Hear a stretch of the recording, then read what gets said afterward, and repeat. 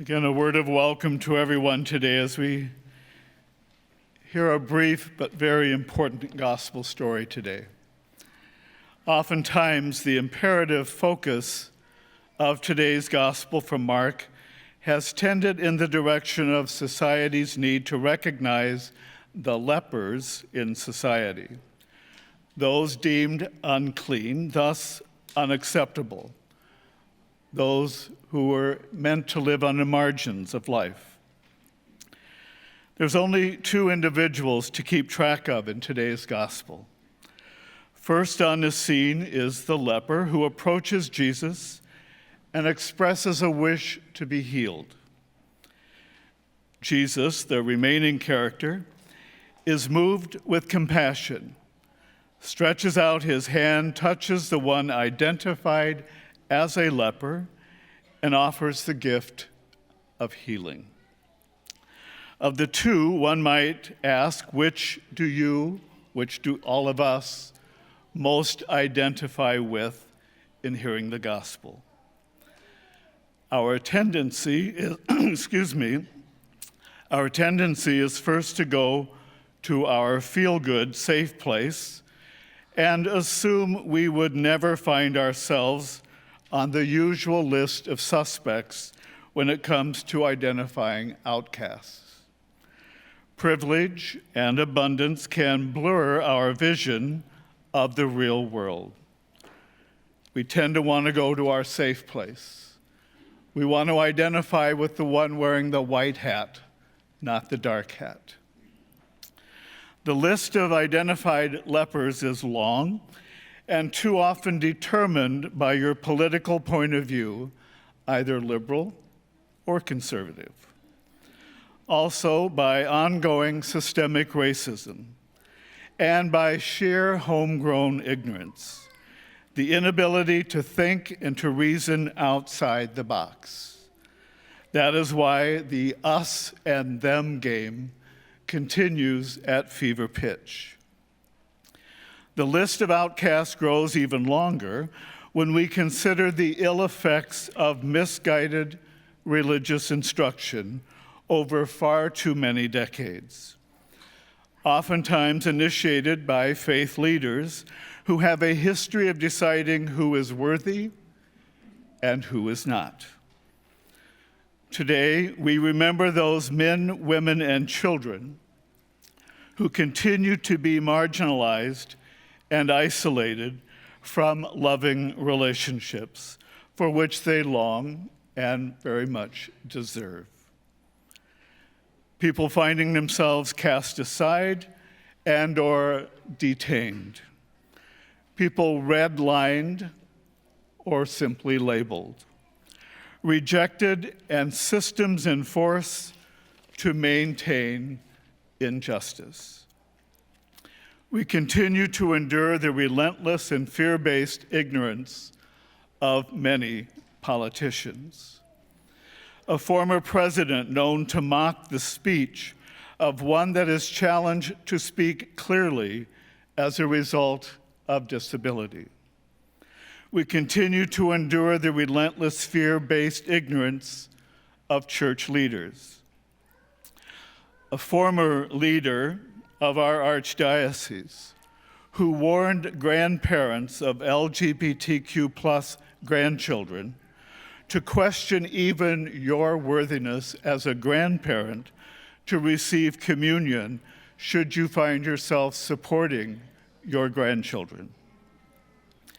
As long as our political leaders choose to not own their own brokenness, their own dis-ease, public policy will continue to fail in meeting the needs of all people.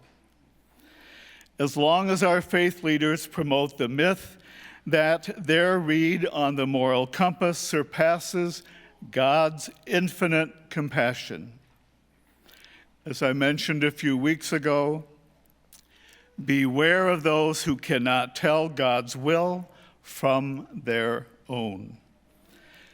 Pope Francis calls us, and rightfully so, to be a listening church. There's also the necessity of opening up your heart. It's about time there's efforts to open up our ears, but truly compassion is also a matter of opening up our hearts as a church. We run a risk of experiencing an ongoing health crisis, physical, mental, as well as spiritual, when our world continues undeterred in its need to decide who is in and who will never be in. A healing hand can only be extended when we are willing to examine everything: our ideas, our beliefs, our values, our assumptions, our biases, and our prejudice. We can go to the southern border and acknowledge those thrown into one category, labeled as drug dealers or rapists, those deemed lazy and non-productive based on their country of origin. Again, another former leader of our archdiocese was contacted by a friend of mine, actually was studying in the seminary, discovered that he was HIV positive. For the sake of transparency, wanted to talk to the then Archbishop about that. The conversation concluded with the then Archbishop saying to the seminarian, "It's most unfortunate." The gentleman revealed that he was HIV positive. The Archbishop concluded the conversation, "It's really very sad. Had you had cancer, we could have kept you." LGBTQ+ and faith leadership that still instinctually appears to flinch when confronted with fully embracing all people, continues on to current day, where youth leaders are asked to come to archdiocese-wide lessons, teachings, seminars, and also are given the standard teaching on opposition to same-sex relationships. It continues to be a problem. The flinching continues at fever pitch, and we need to be aware of that. Women on every single level of both our political and church landscape experience sexism, however subtle or not. The us and them game continues at fever pitch.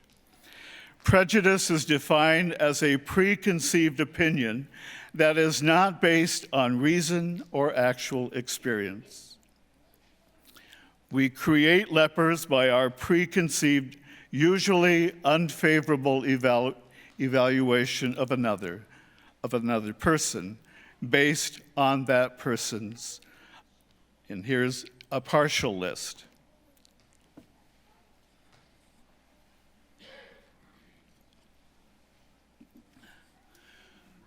We create lepers as a result of what we identify as their political affiliation, their gender, their beliefs, values, and social class, age, disability, religion, race, language, occupation, wealth, education, criminality, beauty, height, weight, sport team affiliation, music tastes, and or any other conceivable personal characteristic or preference.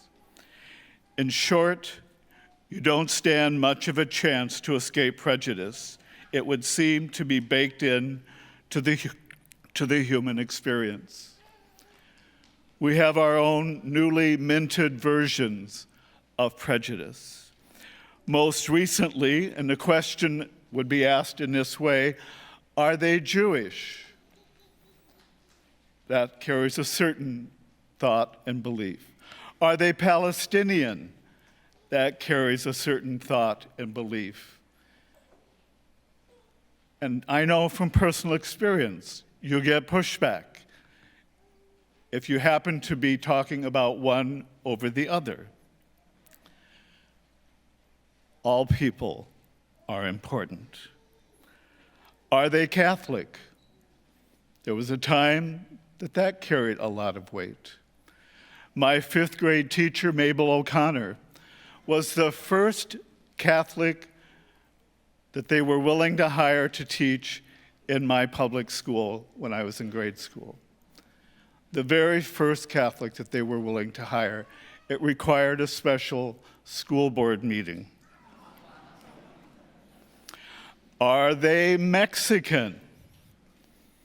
And what do we mean by that question? It's important to ask, what is the meaning behind the question? What are we really not only asking, but what are we saying?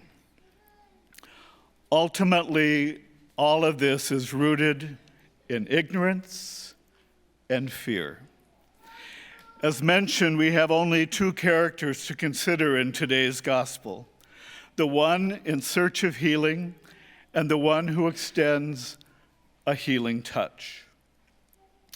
I would encourage us to avoid slipping into the shoes of Jesus and to risk embracing the experience of slipping into the shoes of the leper. Like the one seeking a healing touch, we know the wounds that we experience in our life. We know what it feels like to be on the margin. We know what it feels like to not be accepted. To the letdowns, the disappointments, the times we found ourselves needing to just settle for what is. The insecurities that often flare up in our need to be right and our need to be first. We all have our own stories. We all know what awakens the leper within and creates our own sense of isolation. We also know what awakens the experience of being in communion with ourselves and the world around us. We find ourselves lifted from the shadows of fear to the light of unconditional love. Along this line, and to celebrate the presence of our young people today, I want to share this brief excerpt from E.B. White's Charlotte's Web, a favorite children's story. Think about this on what we're asked to think about today. When Wilbur recovered from his emotion, he spoke again. "Why did you do all of this for me?" he asked. "I don't deserve it. I've never done anything for you." "You have been my friend," said Charlotte. "That in itself is a tremendous thing. I wove my webs for you because I like you. After all, what's a life anyway? We're born, we live a little while, and then we die. A spider's life can't help being something of a mess with all this trapping and eating of flies. By helping you, perhaps I was trying to lift up my life a trifle. Heaven knows